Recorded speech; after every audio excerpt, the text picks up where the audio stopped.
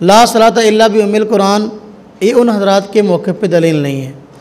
और फिर मैंने अर्ज़ किया कि जिस तरह कुरान करीम की एक आयत दूसरी आयत की तफसीर करती है, इस तरह एक हदीस दूसरी हदीस की तफसीर करती है।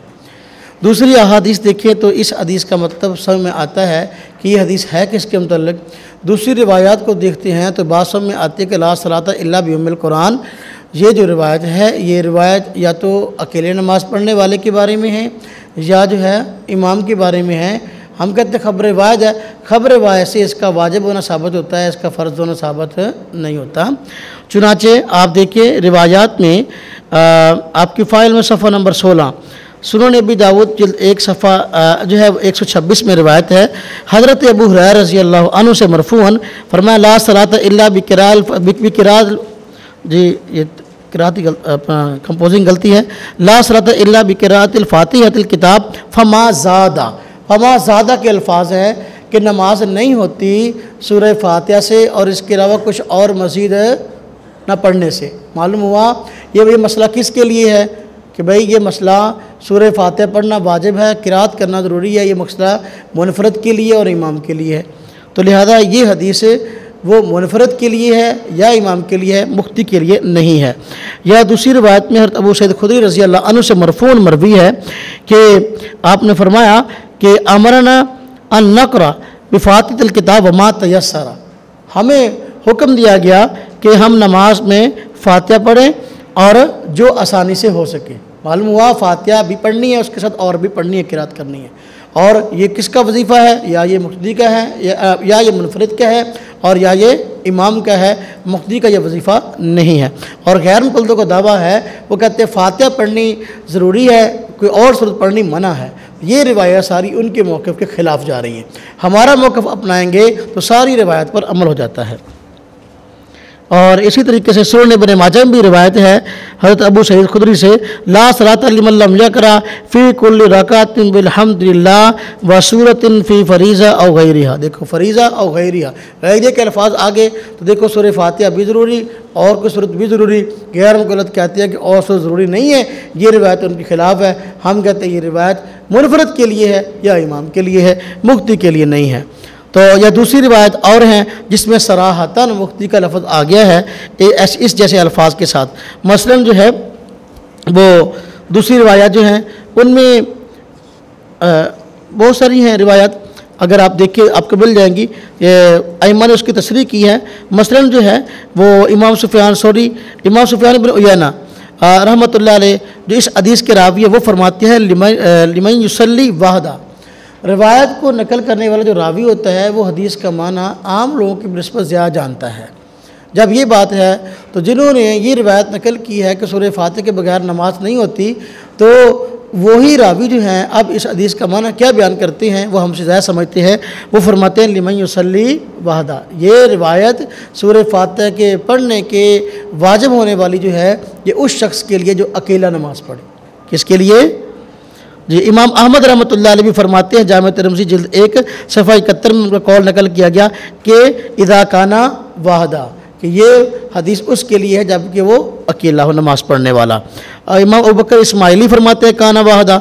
तो इस तरह के देखिए अब ये जब अइम्मा के अक़वाल भी आ गए तो ये बात इससे साबित हो गई कि ये रिवायत जो है ये अकेले आदमी के लिए है, हाँ जी, ये मुक़्तदी के लिए नहीं है। एक रिवायत गैर मुक़ल्लिद पेश करते हैं हज़रत अबू हुरैरा रज़ी अल्लाह अन्हु से, मुस्लिम शरीफ में है मौक़ूफ़ रिवायत।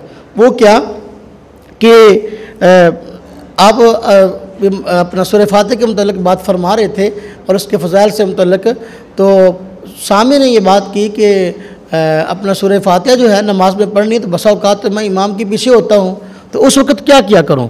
तो उस वक़्त ये रिवायत में अल्फाज है ना, उसमें फरमाया गया इक़रा बिहा फ़ी नफ़्सी।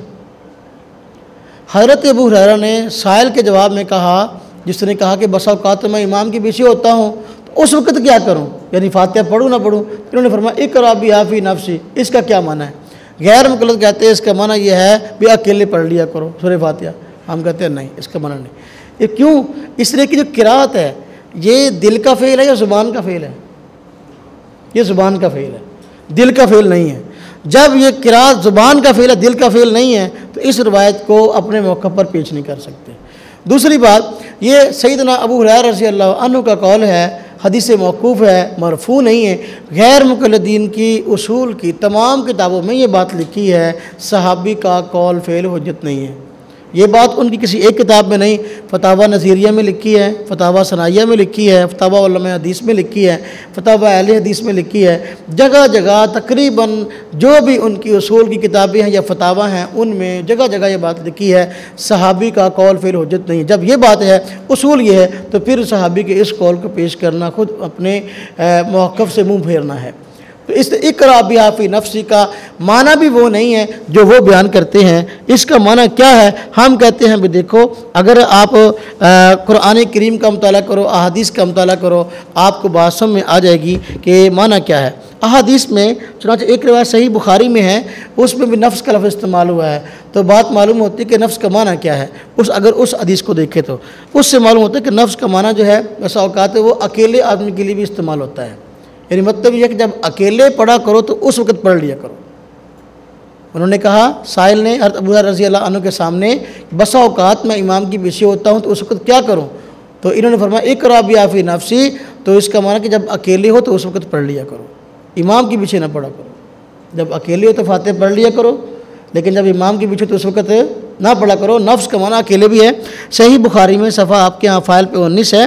तो हज़रत अबू हुरैरा रज़ी अल्लाह अन्हु से ही रिवायत है, हदीस कुदसी, उसमें है ना, आपने फरमाया कि अल्लाह अज़्ज़ व जल फरमाते हैं, फ़इन ज़करा फ़ी नफ्सिही ज़करतुहु फ़ी नफ्सिही व इन ज़करनी फ़ी मलाइन ज़करतुहु फ़ी मलाइन खैर मिन्हु फ़इन ज़करनी फ़ी नफ्सी ज़करतुहु फ़ी नफ्सिही।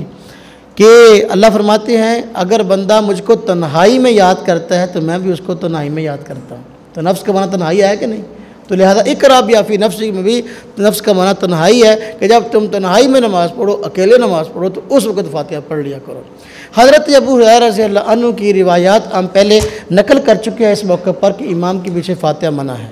हज़रत अबू हुरैरा रज़ी अल्लाह अन्हु की रिवायत में बुखारी शरीफ के हवाले से नकल कर चुका हूँ। हदीस से मुस्यु सलाह, उसके रावी हज़रत अबू हुरैरा हैं, सफ़ा 104-105 में, जिसमें आपने फरमाया, नबी पाक सल्लल्लाहु अलैहि वसल्लम का इरशाद है कि कुरान में से जो तुझे आसान लगे उसको पढ़ लिया कर।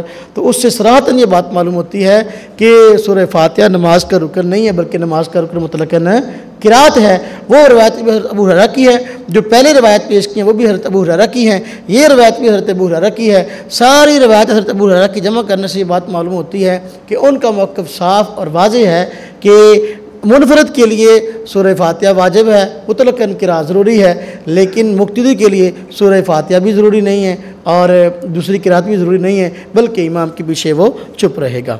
और जो वो रिवायात जिनमें आया है कि नबी करीम सल्लल्लाहु अलैहि वसल्लम नमाज़ पढ़ा रहे थे, तो आप नमाज़ पढ़ा रहे थे, इसी दौरान जो है पीछे किसी आदमी ने ऊंची आवाज़ से किरात कर ली, नमाज से फ़ारिग हुए तो आपने पूछा कौन किरात कर रहा था, तो साहबा ने अर्ज़ किया ये फ़लाँ आदमी थे, या उस साहबी ने कह दिया कि मैं था। तो आपने फरमाया कि भी पीछे किरात ना किया करो सिवाय सूरह फातिहा के।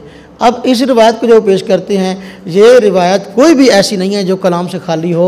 ये तमाम रिवायात पर, ये रिवायत बुखारी में नहीं है, ये मुस्लिम में नहीं है, और कुतुब में है।